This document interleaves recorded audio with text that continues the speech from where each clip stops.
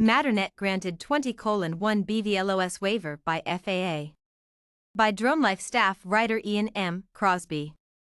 Last week, leading drone delivery system developer Matternet was granted an FAA waiver that will enable the company to carry out operations that simultaneously deploy a total of 20 aircraft under the control of only a single remote pilot.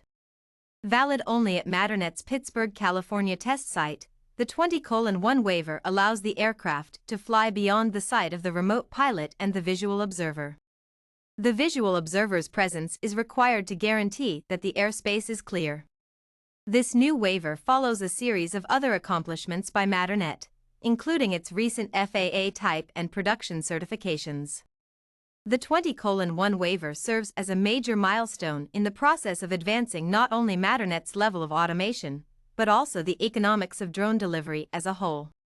While Matternet's recent FAA certifications have been hardware-focused, this new waiver emphasizes the company's focus on its software and autonomous capabilities.